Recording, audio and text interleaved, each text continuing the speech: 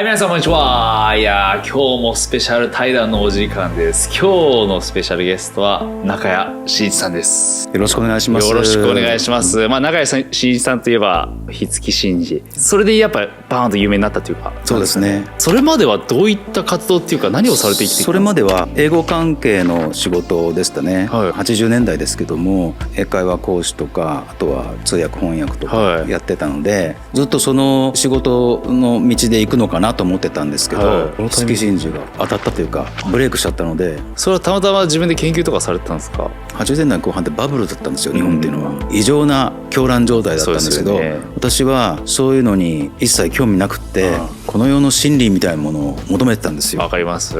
大好きですね、それでこの世の仕組みとか、はい、死んだらどこ行くのかとかいろいろ20代の頃はやったんですけども、その中で火付真嗣にある日こういうのがあるんだということを知りまして、あれって結構読みづらいっていうか解読しづらいですよね。そうですね、原文そのものは読めないですね。読めないですよね、素人は。岡本天明さんという方が書いたんですけども、自動書記で天明さん自身も読めなかったわけですけども、一応天明さんの時代に全部訳というか、第一仮訳っていう形で平易文に直すっていう作業は終わってるんですね、多くの人に読んでもらうにはどうしたらいいかっていうことで、たまたま縁のあった徳間書店に企画書書いてくれって言われたから書いたんですよ。私29歳だったんだけど。若いですね。それが出たのが91年の5月だったんです。僕の誕生した年です。91年生まれですか、はい、じゃあその時の、今年の5月に出まして、それが超ベストセラーになってしまったんですから、もう人生が変わっちゃいましたね。それまでむしろ火付真嗣って世に知られてたんですか？知られてないですね。ほとんど知られてないです。きっかけあれとかってどうなんですかね。竹内文書とかって。竹内文書も関連ありますね。あれも一応予言書になるんですかね。予言っぽいのありますね。予言っぽいあるんだ。ただあれは天皇のこの歴史みたいな系譜をたどったもの。竹内文書というのはね、そもそもその何か文献が一冊あるわけじゃないんですよ、はい、竹内文書という資料群なんですよね、あれっていうのは。大量にある資料があって、ものすごい大量の紙文字、近代文字とか古代の世界地図とか、新報ですね、その中で予言書っぽいのはありますね。世界再統一の進捗とか、そういう。それこそ岡本天明さんが自動書記によって、自動書記っていう現象は結構あり得るんですかね。そうですね、結構そういう現象が起きるっていう人はいるんじゃないかと。取りつかれてじゃなきゃ降りてきて。そうですね、自分の意思でないものが書かされると、どういう存在がそういう行為をさせてるかっていう差にはって言いますけども、判別しなきゃいけないんですよ。よこしまなものかもしれない、好意なるものかもしれない。よくなんか低級例とか言ったり、ほとんどが低級例ですね。やっぱそうなんですか。低級例っていうのはすごく煽り系だったりするわけですよ。分かりやすい表面的なもの、高級なものっていうのはもっと抽象度が高くって、決してその脅すようなことは言わなかったり、第一その滅多なことではそういう現象は起きないんだ、ある意味予言書どういう捉え方なんですかね。私の捉え方としては、日本列島にずっとこう脈々と受け継がれている精神性というか、霊脈と呼んでるんですけど、なんかタイムライン的な時間軸じゃなくて、日本っていうこの土地にある生き方じゃないけど、そういうそうですね、生き方とか哲学であり何年何月にこういうことが起きるよとか、そういうことは書かれてないんです。一切大雑把なタイムラインはありますけども、やっぱあるんですよね、多分おそらくそれ全部もう頭に入ってますよね、永井さん。そうですね、大体は入ってますよね。大体は入ってます。戦前終戦前に降りたものなんですけども、日本はこの戦争には負けるっていうことと、で負けるんだけれどもまた復興すると、復興したとまた潰れるよというふうな予言が出てくるわけですよね。まさにそれこそ高度経済成長でバブルで弾けてみたいなことですよね、そうですね。そういった意味でもこの先もいっぱい綴られてるわけですよね。経済的な破綻というレベルじゃない建て替えっていうんですけどもね、それが起きると。だから日本の社会システムが根本から覆るようなことが起きて、特にそれが最近コロナが広がって以降、世界中が変わり始めたので、火付真嗣に書かれた通りになってきてるんじゃないかっていうことで、今また注目されてる。世間がそれこそじゃあ火付真嗣に記されてた世界改造計画、建て替え立て直しっていう言葉で、建て替えは破壊で建て直しは創造ですけども、それが同時に来るというふうに書かれてまして、世界はだんだん石屋の仕組みによって行き詰まっていくと、どんどん悪い方向に行っってクブクリンまで進んだところで一輪の仕組みというものが紙仕組みが発動してグレンとひっくり返って紙のようになるというのが大雑把な仕組みで、それは日本の役割が大きいんだということですね。ガイアの法則じゃないですけど、日本の文明が来るじゃないけど、やっぱそういったことが書かれてる。そうですね。ガイアの法則を導き出した千賀和樹さん、はい、ガイアの法則っていうのをどうやってその導き出したのか、私村山美沙夫先生、文明法則史学を発見した先生ですけども、あの先生の発見した文明の800年周期説、そうですよね。あれをもっとこう具体的にしたのがガイアの法則ですね。なるほど。それによると村山先生はアングロサクソン文明が今だんだん滅びのトレンドで、それに代わって今度東の文明が勃興してくるということは予言してて、今度はアジアの時代になると言ったんですよ。アジアって言っても日本も中国もいろいろあるんで抽象的で、特にその中心軸が来るかことまでは分かんなかったと思うんですが、それをピンポイントで言ったのは千賀さんですね。はあ、今の世の中の流れ的に分かりやすく言うとアメリカの衰退、分かりやすくここ数年で出てきてますよね。ある意味そういったことも五木真嗣にも予言したってことですよね。自分で言っておきながらちょっと信じがたいかったんですけども、トランプの登場あたり、っていうかもっと前2000年過ぎた頃かな、9.11 2001年、あとリーマンショックがあったりとか、2008年、そういう大きな出来事が起きてきて、トランプの登場とそれからコロナと今の現状を見ると、アメリカはもう本当にどんどん加速度的にバイデンになってから特にまさに、ボロボロになってきてるので、それでアメリカの中心で話しちゃうと、今まさに内戦っていう言葉も、中谷さんどっかの方で出てたから、去年ぐらいに初めて聞いたんですよ。近代史研究家の林さんという方が、アメリカ結構内戦に向かってるよって言われて、あ、そうなのと思って、で今世間見ると内戦系の映画とか出てきてるから、結構昔から多分してたんだろうなと思って。昔から何年か前からですね、何年か前からかもう内戦になるよっていうかもう始まってるよという、もうすでに、すでに。それでめっちゃ興味深いのが、ちょっとアメリカ中心に今話しちゃいますけど、多様性、それも気をつけろよと、そういう風になってくるからって書いてありますから。書いてありますよね。このままいけば間違いなく一回そういったとんでもない、そうですね、自由平等履き違えるなと、悪自由悪平等って出てくるんですよ。悪自由悪平等の神が最後の追い込みにかかると書いてあるんですね。ちょうど今はその世の中が大きく変わろうとしてる節目なんですよね。ちょうど最後の悪あがきの、そうそう、悪あがきの段階で、でも今日本がアメリカの腰巾着みたくなってくっついてやってるので、日本もアメリカが崩壊すると内乱のようになるかもしれないけども、当然日本も巻き込まれるわけですよね、このままいくと。大変なことなんだけども、その大変なことを通じて一回カオスになるけども、その先が素晴らしい世の中になっていくと。もうそれこそ都市伝説系 YouTuber がみんな絶対出すのが、書かれてた何もかもが3分の1になる。これってどういう意味なんですか？中谷さんの解釈で全然いいですけど、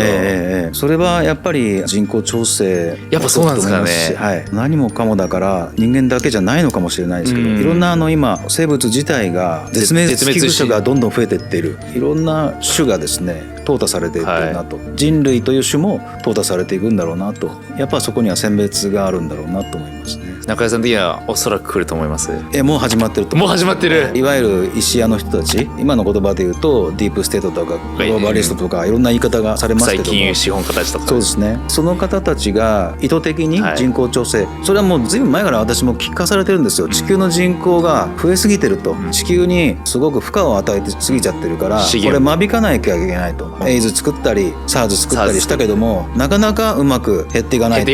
そこで出てきたのがコロナウイルスだと思いますけども、そういう形でとにかく人口調整を彼らなりの価値観でやろうとしてると。あなたはどっちを選ぶんだっていう風な選択迫られるわけですよ。そうだ、本に書かれてましたね。今はもう実践の時だと、まさに頭でっかちになるだけじゃなくて、それをもう実行実際にしなきゃみんな迫られてるってことです。誰かに判断を仰いで誰かが指示してくるわけじゃないんですよ。自分で決めなきゃいけないんですね。自分軸の考えがないとね、こういう活動し始めてきたらこういう人々が集まっていくんですよ。逆に僕がなんかいい意味で変われたのかなって思って、環境も会う人も、そういう世界にちょっとでも目覚めてる人とそうではない流されるだけの人っていうのはもう二極化が始まってるっていう意味ではやっぱ選別は始まってるかな。選別ですよね。その立ち切り予算だけじゃなくって、いろんな人が2025年いますよねを言ってるから、逆にそこはなんかあるにしてもそんなに大きなことはない可能性もあるんですよね。みんなが注目してるだけに。でそこをちょっとずれた時にみんな気が緩むじゃないですか、はい、そこで何も起きなかったね、はい、そこからじゃないかと思うんですよ。でもいずれにせよいろんな形で今年来年再来年と厳しい状態が続くと思います。それは天変地異だけじゃなくて、戦争かもしれないし、アメリカがその内乱状態になっただけでも大変なことになりますし、大統領選が11月にあって、11月に世紀の大戦みたいな、おそらくそこで内乱みたいなことが。大統領選挙はちゃんと不正なく選挙やってくれればトランプの圧勝なんですよ。まあどう考えても大人気なもんですから、はい、日本のメディアも一生懸命トランプの悪い印象を与えようとしてますけども、今おそらく共和党の最終候補になるでしょうね。そうですよね。それを絶対に阻止したい人たちに残された選択はもう暗殺の件があるって聞いてますね。トランプが再選されれば公式にディープステートの連中を全員もう洗い出して処分するって言ってますね。そうなるのか、あるいは何が何でも阻止して、どっちにしろがアメリカはもう大変なことになるのはもう間違いないんですよね。そこに乗じてそれこそ中国であり、はい、ロシアが動き出したらそういうことですよね。戦争したくないと言ってどっちもつかないよと言っててもですね、例えばその中国海軍がマラッカ海峡を封鎖するとか、はい、あるいはホルムズ海峡で何かあったっていう場合、もうそれだけで日本はエネルギー石油がね、本当に考えてないですからね、日本は。本当に考えてないです。考えてないですね。本当に考えてないです。食料は野菜とか自給率はね結構あるっていうんだけども、種輸入してますから F1 種 F1 種種を輸入できなくなったら野菜も作れないんですよ、日本。作れないね、だから我々の財団立ち上げたんですけども、そこでそういうことをやっていかなきゃいけないですよね。自足、自分たちで自立して生きていきましょうっていう財団なんですか。そうです、日本政府や行政も多分麻痺状態になるだろうから、そうなっても自分たちでとにかく命はつないでいけるように素晴らしいですね。っていう遅かれ早かれ間違いなく必要になる知恵であり知識ですよね、そこは。そうなんです。今日この動画はサロニアさんの案件タイアップです。夏になると露出が増えて男性も無駄毛ケアが大切になってきますよね。ぶっちゃけ無駄毛サロンに通うのはめんどくさい。そこで便利になるのがサロニアのフラッシュクリスタルシルクエピ。こちらの商品すごいのがエステ級の強力照射で超ハイパワーなのに傷みづらい設計がされているんです。最大約16ジュールのハイパワーなのにクリスタル冷却機能が約5度までに冷やされているのでビビることなく使うことができます。普通だったら特に男性とか毛の濃い人はねチクチクするんですけど、奇跡的に傷むことなく、むしろ僕は爽快感すら感じるくらいに冷えています。しかも照射面がこのようにワイドなねフラットヘッドになっているので広範囲に照射できて VIO、顔、ヒゲにも痛みなく使用できます。こんなにすごいのはエステサロン専売費用を製造している工場で作っているからだそうです。正直僕もめんどくさがり屋であまりお店に行ったりはしないんですけど、家で気が向いた時に無駄毛ケアでもするかピッピッピッみたいな感じで使ってたりするので、気軽に清潔感のある体を手に入れたい方は僕の概要欄のリンクからだと9月10日23時59分まで 61% もオフになるので、気になる方はチェックしてみてください。中国が結構その監視システムがすごいっていう、人工衛星北斗っていうんですかね、これが飛ばされて、それがある意味本当に監視システム、そうですね、世界中を今網羅したと思いますね。彼らもでも今バーって来てて、そのバブルも弾けるよって言われ始めちゃって、今もうだいぶ不動産とかが、大変なことになって、中国自身も今共産党が支配してますけども、支配体制もそんな長く続くないんじゃないですか、ね。ちょっと本読ませてもらって、共産党の上の組織もいる。上の組織がいるんですか。でもこれはちょっとあんまり言うと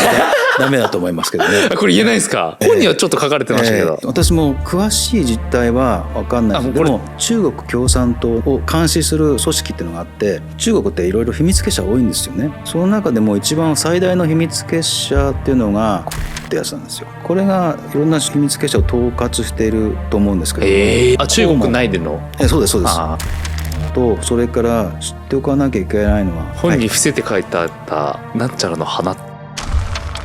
ていう組織があるんです。ネットに出てきます？ネットは出てこないと思いますね。出てこない。でも一番のトップじゃないと思いますね。これからこの奥の院ですね。奥の院が世界を牛耳る時代になる。これ後で聞こうと思ったんだよな。石膏財閥っていうのが北の院の正体ですね。石膏財閥は検索すれば出てきます。宋美齢とか宋詩文とか宋慶齢とか宋三姉妹って言われた蒋介石の奥さんになった。ある意味この世界のトップですよね。そうですね、中華系の組織としては世界の、彼らに言わせるとロスチャルドやロックフェラーも自分たちが支援したで大きくなったという言い方をしますけども、その石膏財閥はネット上ではもう存在しないことになってるんですよ、もうそれに対して。ところがどうもあるらしいんですね。莫大な富資産を持っていてユダヤ系ともつながってて、という話ですけども、この話出ちゃったからちょっと聞いちゃうけど、日本の天皇も実はやばいんだぞっていう最近聞くようになって、はい、とんでもないお金持ってるし、それこそ M 資金じゃないけど、一緒ですか、奥の院とは。そこの実態がよく分かんないんだけども、華僑なんですよね、要するにね、華僑の財閥としては石膏財閥、天皇家は天皇家として資金を持っている。あとその天皇家を支えてきた人たちは藤原家なんですよ。その方はなんかそれこそ天皇家にとんでもない額があって、その日本のために使うならっていうことで大企業とか融資するらしいんですよ。それこそ JAL とかが確かそうだったのかな。受け取ったと聞いてますね。やっぱそうなんだ。でも分かんないですよ。分かんないですけどね。詐欺話もあるし、ほとんど詐欺と思った方がいいと思いますね。今でもそういう話があるんで、私の知り合いもそれを信じてやってる。それこそ言っていいか分かんない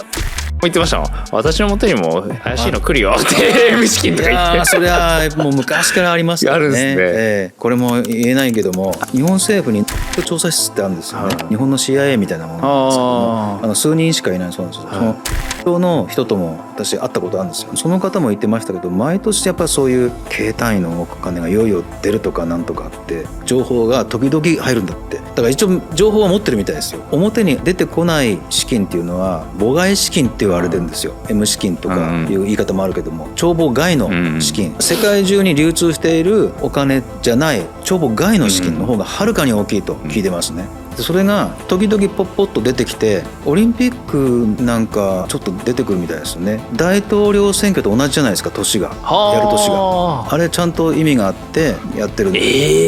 狙ってんだ。4年の任期を終えると大統領に「はいご苦労さんでした」と渡すらしいんですよ。トランプは多分受け取ってないと思う時々出てきてるって聞いてますね。本当かどうかは分かんないけども、なんか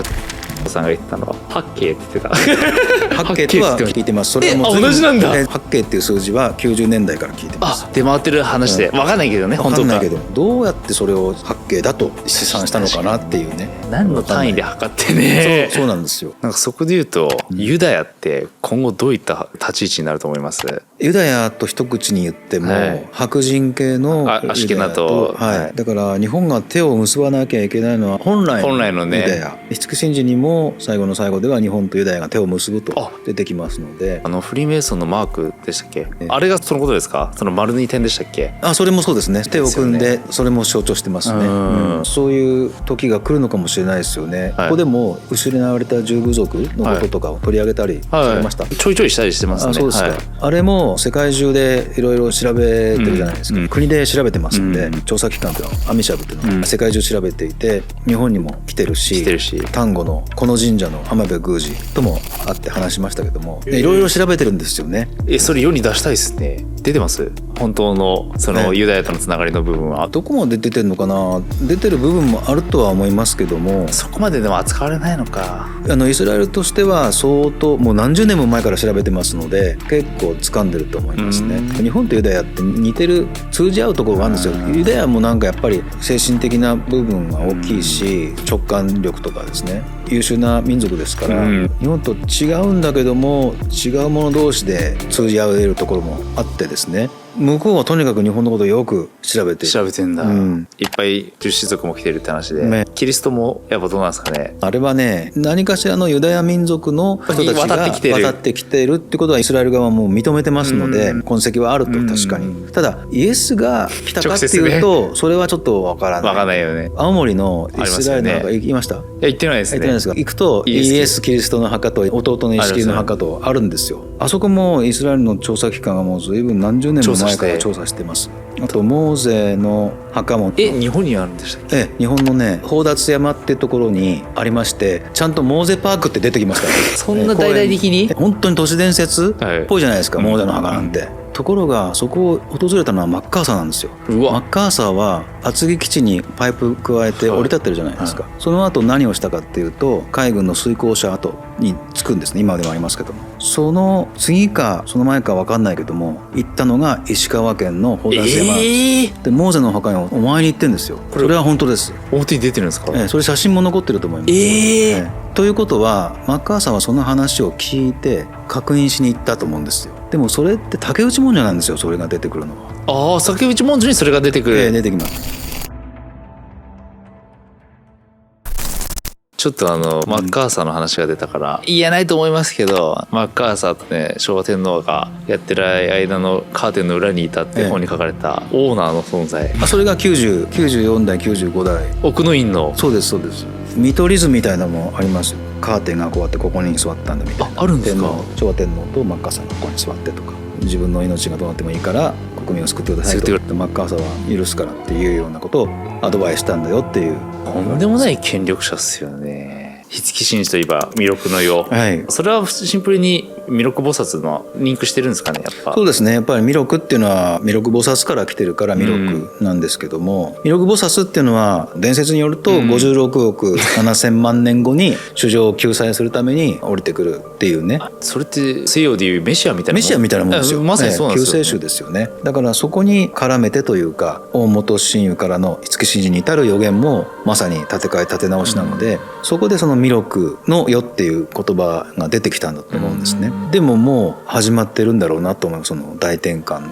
時代っていうのは。でおそらくその世界っていうのはもう僕たちが想像もすることができない素晴らしい世界って考えていいですよね。そうですね。想像することはできないと思います。とにかく想像を絶するぐらい素晴らしい世界。最終的にはね、私はポールシフトまで行くと思いますね。ポールシフト、本当の天変地異。やっぱり水神を読んでいくと従来の地震や津波やそういったことだけじゃないだろうなと思うんですよ。今までの逃れ場所は山であったが、今度は山に逃れてもダメだと、神の身胸の中であるぞと出てくるんですね。どこに逃げても逃げどころがないと、本当に軸が動くとですね、一旦その今の S 極と N 極に分かれてる電極がそこがチャラになるわけですよ。そうすると今地球を保護しているバーン連帯とかああいうのが吹っ飛ぶと思うんですよ。そうすると宇宙放射線が地球に降り注ぐ。これはもう逃れようがないですよね。そこで多分物質的な次元転移みたいなのが起こると思うんです。いわゆる炭素ボディからケイ素ボディってよくスピリチュアルで言われてますけど、そういうような物質転換が起きると、それが五木真嗣でいう反霊反物質っていうことで、寿命ももっとすごく伸びると、それから体も大きくなるという言葉で出てきますので。そこまで具体的に書いてあるんですか？霊の光、霊光っていうものもオーラでしょうね。誰にも見えるようになるからってあるんですよ。こういう今の次元じゃないと思うんですよ。もう霊的な次元に入っちゃうと思うので、そうなるとやっぱりこの人はすごい偉い人だとか、見た目に輝き方とかその色とかで分かっちゃうと思うんですよ。小さいなお前みたいなそういうの分かっちゃうと分かっちゃいますね、そういう隠しようがない世の中が魅力のようなのかなと思いますね。想像するしかないですけどね。だからこういった電気とか機械とかじゃない、新しいそういう電気みたいなのが、エネルギーが生まれるかなと思いますけども、今のは使えなくなっちゃうと思いますね、一旦は。この AI の存在って結構言われてるじゃないですか、どう思います？今後 AI ね、この先人類の社会的には最後の発明とか言われてるぐらい、もうほぼ全て任せられちゃうような存在じゃないですか、人間的な僕たちの生き方がどんどん失われていって、逆に言うと原始的になるとも言われてますけど、人間の感覚とかがここ5年10年で変わると思うんですよ。変わるでしょうね。変わりますよね、シンギュラリティって言われてるものとか、ただでもその五木真嗣的な話、反霊反物質的な世界が訪れたら、ある意味そことも親和性があるかもしれないし、五木真嗣は科学文明を否定してはいないので、今のむしろ神なき科学に神の気が入ってますます光り輝くようになるっていうわけだから、むしろさらによく進化するんだと思うんですよ。その中で AI っていうのの位置づけはどうなのかなっていうのも分かんないですけどね。何かしらに融合はしていくんだろうなって、いい形で融合していくんだろうなとは思います。